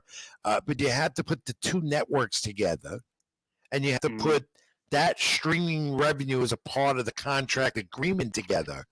So in other words, 60-40 split, 50-40 split. Sometimes one guy wants 60%, another guy wants going to get 25%, which isn't fair. And promoters will go back and forth. And there's also a lot of business with promoters. It's been done. Bob Arum with Top Rank and ESPN and the PBC have worked together on opposite ends to put a joint pay-per-view together for a mega fight. Has been done, and it happens. So the complexity of it sometimes is difficult to understand on my end and for a boxing fan, but there is this business part of it, this business aspect of it that just is a slap in the face of the sport all the time, Wiz. Definitely. Like we've been saying, month by month, this had to get officialized in December, January, and now we're already in February, and still the same news. Same thing. And then there's a UFC update with your friend Conor McGregor, who was struck by a car riding a bike in Ireland. So again, he's got some issues. He's okay. Conor McGregor says he might get back in there. I don't know when. He still might want to fight again. Maybe an exhibition with Floyd Mayweather. Who knows? I don't know. But honestly, month by month with Conor McGregor, just stay tuned to his Twitter. He tweets day by day. So whatever he's tweeting, that's the only stuff we know. I don't check his Twitter feed. You do. No, But you're a Twitter monkey. You'll do I was that. gonna say, don't check it. A lot of curses, No, a lot of trash talk. Yeah, well, that's him. He's a showman. Yeah, He's a showman. We're sponsored by Skull Fuel Energy Drinks. Get rejuvenized. The Skull, look for it. Drink it, enjoy. Line to come as well. All you got to do is look for the Skull. Website coming up. Call them. 475-264-6091. Need to get energized. Look for the Skull. Skull Fuel Energy Drink, proud sponsor here. Sports with Richard shows, programs here on the SLG network. All right, Wiz, let's go around Major League Baseball. Pitches and catches are going to report unbelievable within 15 days. Florida and the Cactus League and then the WBC. In March is going to be busy because you'll have the WBC. Not a lot of news, but Jeff McNeil was formally introduced again to the Mets today with a late call press conference that I wasn't able to attend at Citi Field today. $50 million 4 years. The Mets have got, well, look, they did the right thing. They inked one of their top players, the defending NL batting champ. And you know what annoyed me today in that press conference? The writers, and they do this, more concerned about Francisco Lindor and the car that he's supposed to buy for McNeil. I think so foolish. Yeah, so foolish to even go into that. Honestly, you have 5 questions. You got 7 questions. Why waste one on the car, honestly? But that's the way media goes, and we've seen it before. Yeah, I know. And then they laugh at it like it's a joke. I didn't think it was funny. And it was a late afternoon press conference that the Mets decided they're going to do it. They gave the media an alert about it 3 hours beforehand, which another crazy thing, but that's what happens. But Jeff McNeil, then, the Mets have to look at tying down Pete Alonso long term. That they have to do. That's the next step for the Mets, I believe, in 2023 going into spring training. You got to lock up Alonso because you locked up McNeil, and just to list it out, Mets till 2026, Lindor, Brandon Nimmo, Edwin Diaz, Kodai Senga, and then add in the 3 kids in Francisco Alvarez, Brett Beatty, and Mark Vientos. So that's a good core going, but you have to add in Alonso. Honestly, one more contract with Alonso, he finishes first all time in Mets history for home runs. Not just that, you need Alonso for that World Series, and that's Steve Cohen's ultimate goal. And here's the question in New York: trade deadline in July. Has Ohtani become a Met, or did they wait to get a trade going to get him? He's going to want $500 million. Steve Cohen's got the money, the owner, to do it. I wonder where Ohtani ends up, though. He does say that he likes it out there where he is in Anaheim, LA, with the Angels. Interesting. I could definitely see him staying out west, but there could be a team out east that gets him going. Honestly, it's going to come down to, I believe, 4 teams, Dodgers. You got the Angels still in there, but if he goes, it would be the Dodgers, it would be the Mets. Yankees would be in there, maybe the Giants. So some West Coast, some East Coast, but Shohei Ohtani, it's not just one player going to your franchise. He is an ultimate generational talent on and off the field. No doubt. No doubt about it. So right now, spring training, they're getting ready to pack the bags and go camp and the World Baseball Classic, and we'll have more of that next week, the weeks to come. And March is going to be busy with that, along with March Madness, but baseball right around the corner. When the Super Bowl ends, you just look for it's unbelievable what a short off season this was, thanks to that lockout of last year. All right, let's move to the NBA. Their All-Star break coming up. So is their trade deadline. And let's look at this New York Knicks team. The Knicks so far. Go ahead. Brunson and Randall, and the Lakers are in there tonight. LeBron decided to play tonight, shooting for the NBA all-time scoring record. Going to talk more about him in a moment. I'm still not convinced about this Knicks team, despite what they're getting out of Randall, Grimes, and Barrett and Brunson. No, I don't. I was expecting more out of Brunson, Barrett, and Randall, but they're giving you 20 points a night. So it just comes down to the overall roster, the guys around them. And as you mentioned, 7-game stretch going on right now. Cavs, Celtics, Nets, Lakers, Heat, Clippers, and Sixers. They're 1-1 so far. That's a 7-game gauntlet, I believe. And if it's Randall, Brunson, and RJ, it takes one guy to not show up, and it's automatic loss, it seems like, for the Knicks. So the other two best guys is Emmanuel Quickly and Quentin Grimes, and just over 10 points a game. One of those two or both of them have to step up for the Knicks to be a legitimate contender. As with the Nets across the river in New York, Nick Claxton making noise. Claxton's been definitely making noise. 6'11" center, 23 years old. It seems like he's been in the league for at least 3 years now, but 23 years old, and he's been leading the Nets along with Kyrie Irving since KD went down. Claxton in his last 10 games since KD's injury, 17.6 points per game and 11.2 rebounds per game. So he's getting points in the paint and getting rebounds in the paint, and that's the one thing you got to do for the Brooklyn Nets and Kyrie to get going. And the Joker is making noise again in the NBA. Royce, fill us in. The Joker and Embiid, week by week, they're making noise. It seems like 40-point games are just easy for these two guys. This past Sunday, it was the 76ers versus the Denver Nuggets. There's no defense in that league. That's why. It could be that, but Jokic and Embiid, no one can seem to stop these guys. You put Giannis on them, he still can't stop them.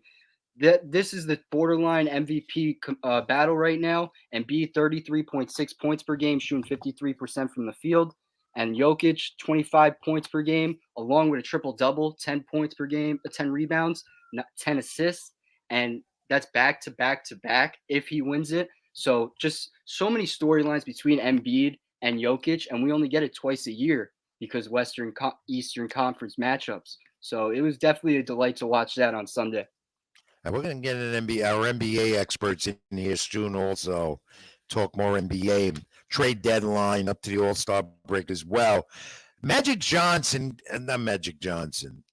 Magic is always on my mind because he was one of my favorites. LeBron James, all right? Sitting games out. And here, this expression explains it all, what's been going on with him all season. Vocal again against the refs. Shooting foul not called against the Celtics, Jason Tatum the other night. The Lakers got the overtime loss. Now, I got to say, I looked at that play more than once, and he had a legitimate gripe. And the NBA, the league office issued a statement and said the officials goofed. So, but LeBron is on a tirade. He's on a parade of tirades right now because of what the officials have been doing. He just feels every time contact, he's getting a call or he's not getting a call. What's going on there? What is going on? Where's you looking? I'm looking what I see, and I see it as the league that's just depending too much on offense, and the referees are just letting it go. The officials. Just to start off, it's turned into a league that so many offensive players turn to getting the foul. They depend on that foul call instead of going through with their play. They just depend on the foul call. But going to LeBron's point, on Saturday, tied 105-105 against Boston in the fourth quarter. I believe it was like 8 seconds left, and he was fouled 10 times out of 10. But as an NBA, just overall, the association, they do not want these games ending at the free throw line. LeBron's in year 20, year 21. On him, he needs to know that they're not going to give him that call. He's seen it throughout the years since 2003 to now. Most players do not get that call to end a game because the NBA doesn't want a game ending at the free throw line. They'd rather them battle it out in overtime. Even if it's a blowout in overtime sells more, better ratings. Why have it end at the free throw line? Because no matter what, you're going to get complaints either way. I believe so. And I just, I'm turned off with the NBA. I've been for a few years now, more and more. Plays like that just turn me off even more. Even this, I mean, Damian, what was it? The Trailblazers, Lillard, 60 points. Yeah. The Trailblazers is the first. This stat blew my mind. But they 65-5-5 stat line in their last 2 games. Damn. He's incredible when he does play. He's returned from an injury, I believe, in early December, and ever since he's been tearing it up. It just comes down to the guys around him for Portland, and I feel like this is the conversation every year since 2016 with Damian Lillard and Portland. It's the team around him. It's the roster constructed around him. He's on a scoring surge this month of January. Basically 35 points per game in the month of January, shooting 49% from the field. The Trailblazers are 6-9 in those 15 games in January.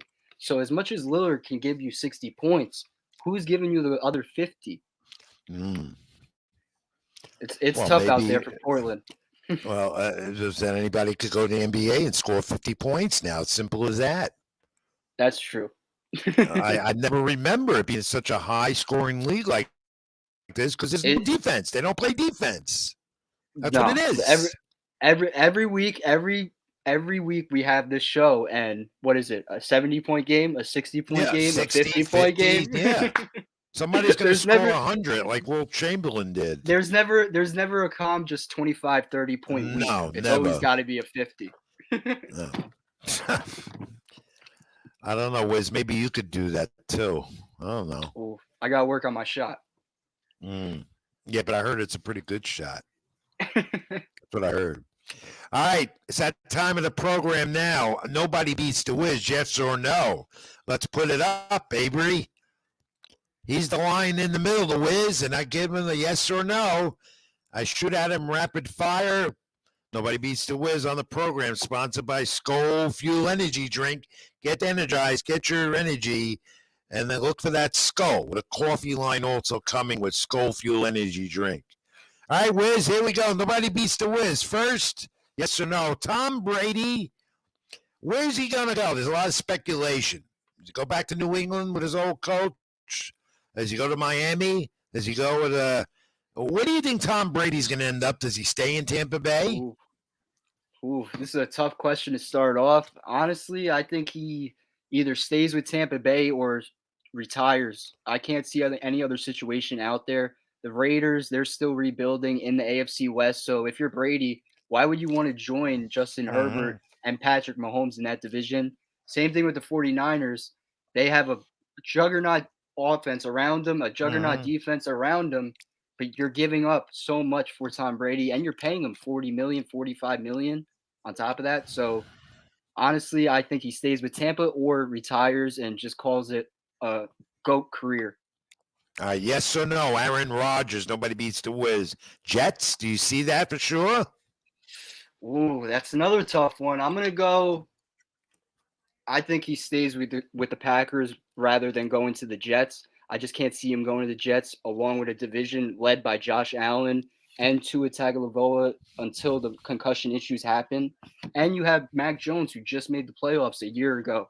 So that whole division right there, I wouldn't want to join it. And you just add in the AFC overall, Mahomes, Herbert, Lamar, Trevor Lawrence. I think Rodgers stays put. And if he leaves, it's with an NFC team overall. Nobody beats the Wiz continues. We talked about it a moment ago about LeBron and the NBA officials. Does he have a legitimate complaint? He definitely has a legitimate complaint for Saturday's call. That was ludicrous what happened, and the emotions out of him after are totally understandable.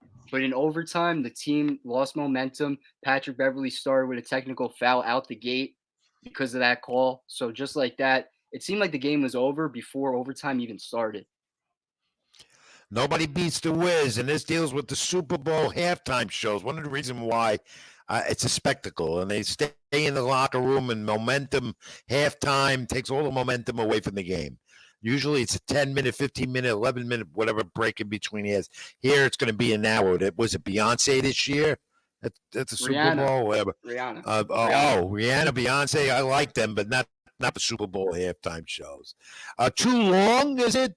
Break the momentum? Do you agree with me? Yes or no? The halftime shows. It seems too long and it seems too built up. Honestly, I'd rather just it be. I don't know. I don't know how they switch it. maybe it'd be a longer pregame celebration, pregame performance, but at halftime, like you said, it just loses momentum for the teams and kind of feels like NFL fans are out of it. It's kind of like nap time for the NFL fans for a half an hour. Nobody beats the Wiz. We're coming off an NFL season with good ratings and good broadcasters. Jim Nantz at CBS. And you have Joe Buck at ESPN and Kevin Burkhardt, an old friend here from New York with the Mets, on Fox, will be calling the Super Bowl next Sunday for Fox, first time for him. Who do you like out of those three? Nantz, Burkhardt, or Buck? Don't worry about offending anyone. Yes or no? I'm going to go with Joe Buck. I just love his calls from the beginning. And then NFL, MLB, both of them. I miss Joe Buck with MLB calls, but I know we're talking about NFL. I do too. He gets criticized. I missed him. I agree. I missed hearing him on the. I miss him and I miss him in the playoffs, not being on Fox. Not taking anything from Kevin Burkhardt. He's great. But that's Joe Buck. Joe Buck was associated with Fox for years. I agree with that. Tony Romo, yes or no? Too loud? Overanalyzing? He got attacked in social media the past few days. He almost came out with a racial slur, too, on a play. Yeah, there's been a lot of controversy going on with Tony Romo ever since Sunday, all the calls, and I believe he compared Patrick Mahomes to Michael Jordan, and I was just watching live, and my eyes just blew up. I'm like, the guy's in his 5th year, in his 6th year. Calm it down. Patrick Mahomes is one of the greatest quarterbacks we've ever seen, but Michael Jordan, come on. It's too much. I know. Gets paid good money, $17 million a year, too. Nobody beats the Wiz. Baseball, Wiz. Think of this. 40 home runs, 40 stolen bases. Happened 4 different seasons. Canseco, Bonds, A-Rod, and Alfonso Soriano. Now, who do you think could be next in that 40-40 club? I'm going to give you some names, yes or no, real quick. Just tell me. Acuna Jr., yes or no? No, I don't think he gets the 40 stolen bases. Julio Rodriguez, yes or no? I'd go with Julio. Michael Harris, yes or no with the Braves? No, I don't think he can get 40 homers. Bobby Witt Jr. of the Royals, yes or no? Ooh, that's a sleeper pick. I'm going to go with no, but definitely 30-30. Chaz Chisholm Jr., yes or no? No, I don't think he gets 40 homers. He could definitely get 40 stolen bags, though. Well, they're widening the base paths in the new season. This could happen. That's why I'm bringing this question up. Ohtani, yes or no? No, Ohtani, he'll definitely have those 40 homers, maybe 20 stolen bases, but it all comes down to on the pitcher's mound, in the batter's box. You don't need to run that much. Maybe get a pitch runner out there for him. Finally, for Tatis Jr., yes or no? 40-40. That's another good pick. I believe Tatis can, and he was on that trajectory before the suspension, before the injuries occurred. So Tatis, with everything going on, he's 24, 25 years old, just entering his prime. Tatis for sure. I believe Tatis can do it, and Acuna Jr. That's why out of that whole group. I was so 50-50 on Acuna. Any one of those names is capable of it. These are young superstars in baseball right now. But those two, I could see Acuna Jr. and Tatis. I could see that.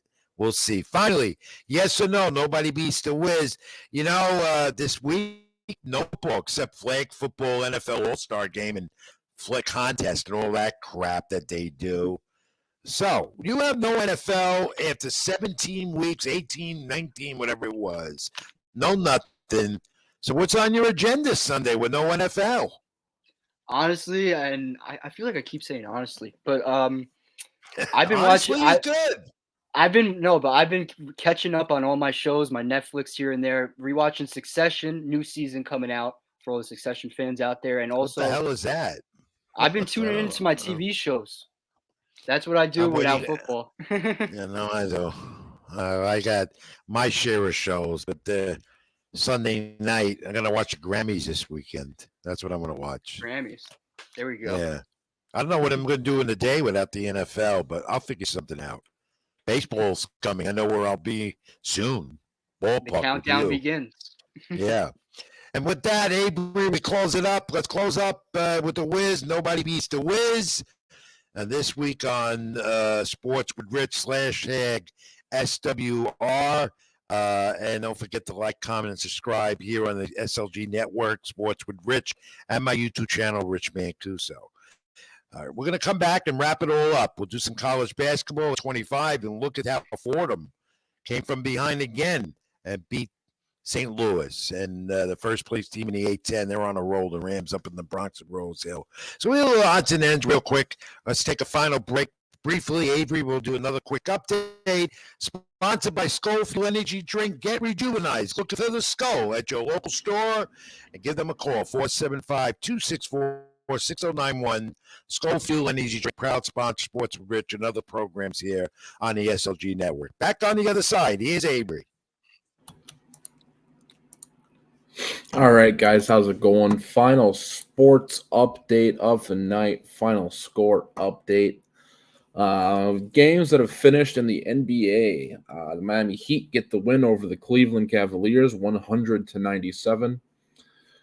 The Lakers and the Knicks are still going at it. 5 minutes left in that contest. Lakers lead a score of 107-102.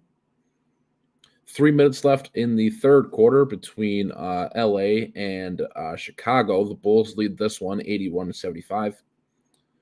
2 minutes left to go in the third between Charlotte and Milwaukee. The Bucks lead this one 88-85. Moving over to the ice. 3 games going on. The Knicks. The Kings, the Los Angeles Kings and the Carolina Hurricanes are knotted at 4 in overtime. The Ottawa Senators lead the Montreal Canadiens by a score of 5-4. That is the final score, 5-4, Ottawa over Montreal. And then 90 seconds left between the Capitals and the Blue Jackets. Washington leads Columbus. Actually, no, sorry, they don't lead. Columbus just scored. They are knotted at 3, 90 seconds left. NCAA men's top 25 matchups. A couple of games finished up between the updates here. The Boston College Eagles did upset the 20th ranked Clemson Tigers 62-54, and Miami does get the job done over Virginia Tech. They win by a score of 92-83. Other games currently going on, we have UConn and DePaul. UConn leads this one 67-58. The Kansas Jayhawks are taking care of business against 7th-ranked Kansas State Wildcats. They are currently up 15, 70-55, halfway through the second half. 16 minutes left in the second half. The Alabama Crimson Tide are taking care of business against Vanderbilt. They lead by 30. It is 55-25. A little Big Ten action here. We have the 21st-ranked Indiana Hoosiers leading the Maryland Terrapins. 26-23, 5 minutes left in the first half. And then the 15th-ranked TCU Horned Frogs lead the West Virginia Mountaineers by a score of 28-24. All right, we bring Rob and Riz back in to finish up the evening.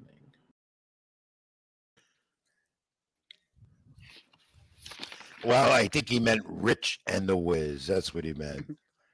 That's all right. Ashley can make a mistake. He's so good behind the scenes for us every week, Riz. He really is. So it's no worries. If that's the one mistake Avery's making, it's all good. I know it is. Yeah. So let's wrap this up. With a few odds and ends to do here on Sports with Rich on Tuesday night, live on the SLG Network, YouTube, my channel, Rich Mancuso, as well. Like, comment, and subscribe. I tell you that all the time. I know it's repetitive, but it's important to us that you do that. Sponsored by Skull Fuel Energy Drink. Get energized. Wiz, let's look at the AP 25. As Avery was giving some of the scores, there's been a little change in that again. We're going to get into March Madness soon. Please, I can't believe that's going to happen within 5 weeks. Just like that. Tennessee jumped over Houston for the number 1 spot. The Cougars lost to Cincinnati, did that. And Alabama stunned by Oklahoma just a few days ago. So that top 25 is going up and down every week. Yup, up and down every week. My 3 biggest winners of the week to start off. Baylor was 17 going into last week. Now they're 11th. Tennessee was up at the 4 spot. They moved down to the 2 spot just like that. More wins, the better. Gonzaga was ranked 14. They moved up to 12. And for the losers, the 3 losers of the week, Alabama was ranked at 2. They moved down to 4. Kansas State, they're playing right now against Kansas. They were 5 ranked going into the week. Now they're 7th. And TCU was at the 11th spot. Now they're at the 15th. And let's look at this, and we talked about them tonight because they won tonight, and they are on a roll. The Fordham University, those Rams in the A-10, knocked off first place St. Louis in the A-10 conference. Huge win. I think Fordham now might be going into second place in that conference with that win. You never thought this was going to happen, but they're getting production from all ends.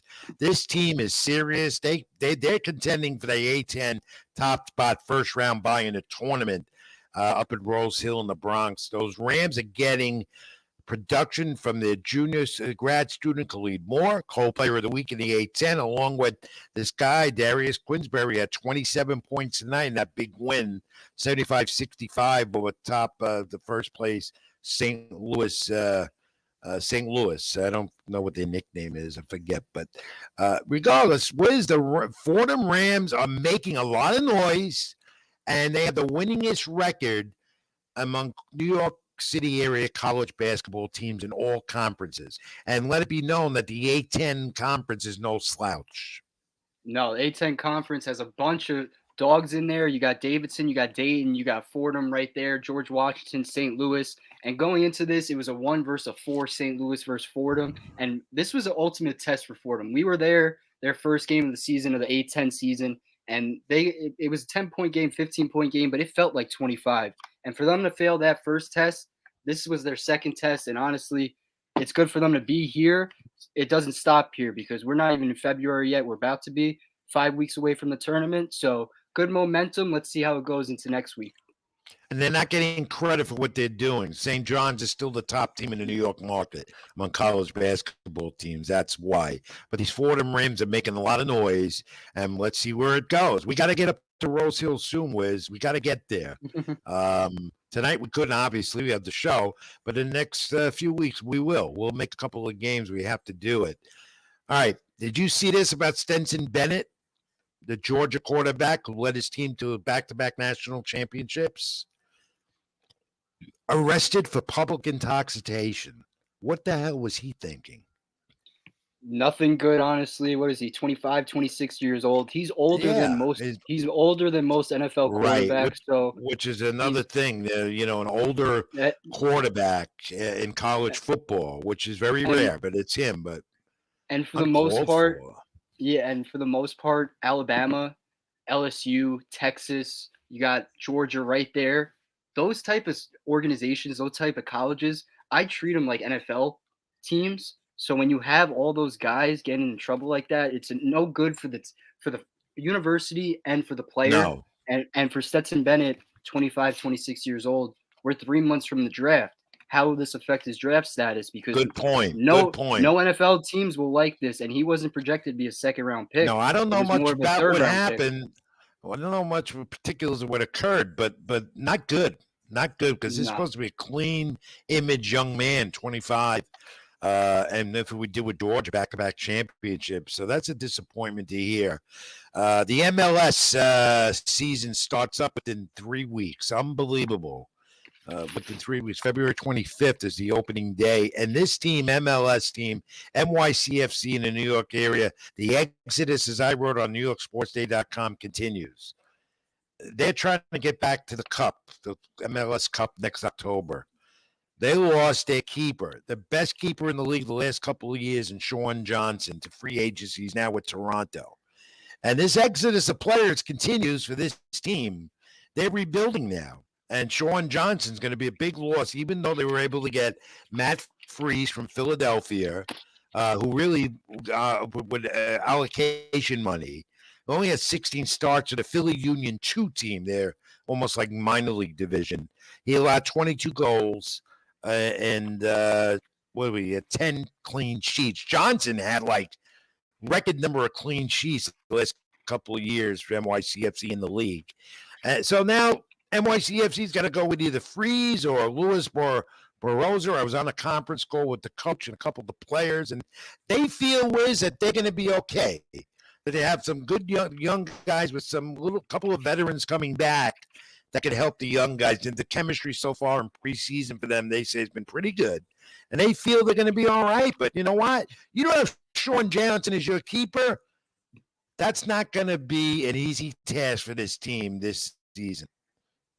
And I think that's the biggest question going into the season, the chemistry aspect. When you lose this many guys, the core group of guys like Sean Johnson, included with I believe Magno from a few weeks ago, and Valentin Castellanos from last July. So it comes down. They lost so many guys. Morales, so when Cowens. when a core part of their offense is gone. So exactly. So when it comes down to losing your core part of offense, it could drastically impact the statistics and game by game. But I want to see the off the field performance, all the chemistry situations, and because that's going to follow into their on the field performance. So preseason, 10 games in, if they're struggling, no big deal. It's NYCFC and they'll step up. Well, February 25th is their opening game on the road. I think they start Tennessee, and then their first opening game of the season mid-March, Yankee Stadium in the Bronx. One of their 2 or 3 home venues they have till they get their own facility next to Citi Field in 2027. So we'll see where that goes. It's going to get busy. We'll have the month of March. February will fly, and then we go to March. February is going to be a dull time in sports. We know that.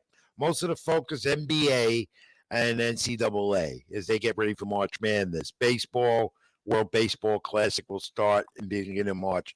But it's coming there, Wiz. It's coming there. And of course, we're going to be here as well. Looking forward to getting back to the ballpark.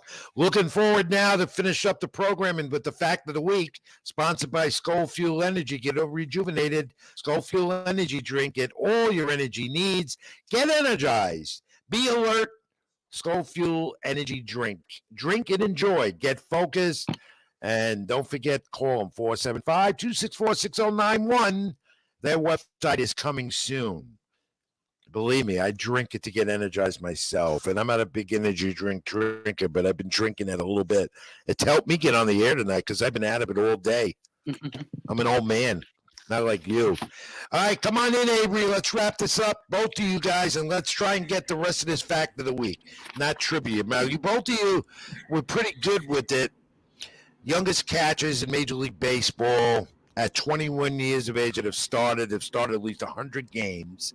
And there were 9. There were. You said 7, Wiz? I said 12, and I believe Avery said right. 14. All right, and one more shot. I think I slipped and gave you the number already. I'm gonna go. Remember, 12, you got 2. You got 2 of them. You got 2 of the names. I'm gonna go with 8. All right. No, you're still off. Even with the little slip I had, you weren't listening, Wiz. Avery, I'm focusing. I was focusing on my answer, but go ahead. one more, Avery. I'm gonna go with 11. I heard you slip. Your slip was 9. It's 9. 9. And you got Joe Torre is 1 and Johnny Bench is another. Can you name any of the others? There's a few Hall of Famers on there. More. Was Pudge Rodriguez? Yes, very good, Wiz. All right, so we got Yes. 1/3. That's 3. Yeah. Sheesh. You I might don't think I'm not gonna get another one. Yeah, there's a couple here you might get and some you might never. Of course, Pudge is a Hall of Famer. Johnny Bench is a Hall of Famer. Torrey's a Hall of Famer. I would say Posada, but I don't think he started that young. No. Damn. No, you got me there. I got 3 out of the 9. I got all of you, Dick. I got Ted. How about Ted Simmons? He was another. Ted Simmons. I wouldn't have called that. Well, I didn't expect you to. I knew this was going to be tough for you guys. How about this one? Tim McCarver. I wouldn't have guessed 21. I'm And thinking of these the other age. ones the other ones you're gonna get. Yeah, you got Pudge, Mhm. right? So- Butch, yeah. Butch Werger, Mhm. way back. Bob Sounds- Didier is another one. Mhm. All right. So you got all 9 of them there. Pudge, Simmons. I think I got you guys this week, didn't I? Yeah, you got us this week. So I believe, what are we, 3-2 on the year? Now look at Avery's disappointment. He's so disappointed because he wants to get them every week, and he didn't get them this week. I And just keep don't telling know you, when you anything get about it and you don't, baseball. I'm going to make it tougher and tougher. And this one I thought would be really tough. You both tried, both came so to it, but you got a couple of names and came close to the number of catches of 9. And I thought it was an interesting fact. Yeah, I just no, don't know very anything about interesting. baseball before the year 2000. Poor excuse. Poor excuse. Only 24. Avery, you're only 24 years old. That is And correct. Wiz is 23. Combined age of what with the 2 of you? Is 47. how old? And you got both of you. I got you. Like I'm. No wonder why I feel old. Combined, they're 47 years old, and I'm 65. Which people don't make me out to be 65. So there you go. Avery, my friend, thank you. Great 2 hours. We're getting off at 10 p.m., which is very rare. We're doing it tonight. It is very rare. I know you're happy about it. Keep it in the ring, my friend. Thank you. See you next week. Great job. Yeah, thanks, guys. We'll see you then. Wiz, great show. Good 2 hours. Thank Ashley Sarge again. NHL Insights were great. And next week, we'll go more into the Super Bowl coming up a week from Sunday. We'll have a football Super Bowl historian on from the Bronx who knows everything about Super Bowl fact from this guy to that guy. And he can talk. So we'll have him on next week. Professor Victor Mastrovicenzo talks Super Bowl and the history and some other surprising some guests. And great show, Wiz. Great job. Forget our social media handles. I'm at Ring786 at Twitter, Facebook.com, Rich Mancuso. Also, make sure you like, comment, and subscribe on the channel on the SLG Network, Sports with Rich # SWR, and also my YouTube channel, Rich Mancuso, and other social media platforms. And Wiz, how do they reach you? Follow me on Twitter, RobertRiz994, Instagram RRizzo4, Facebook Robert Rizzo, and catch all my daily content on Latino Sports.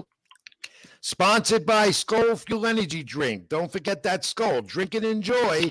But a coffee line to come. Remember, Skull Fuel Energy and drink. Get energized.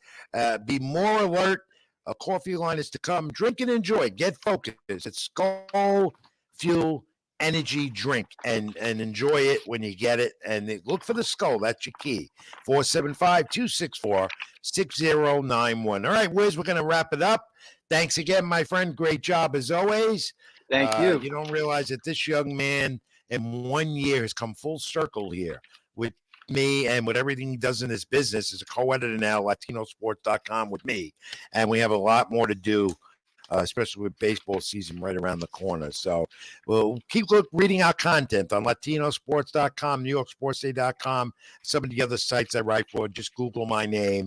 And we'll be back next week, same time, 8 p.m. Eastern here on the SLG Network and my channel on YouTube, Rich Mancuso. So till next week, everyone. Wiz, any final words?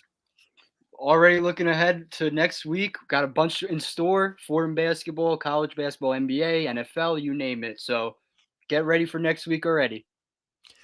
I want you all to be safe, be well, be good to each other, and God bless. Until next week, what do we say, Wiz? What do we say every week when we go off? Keep it in the ring.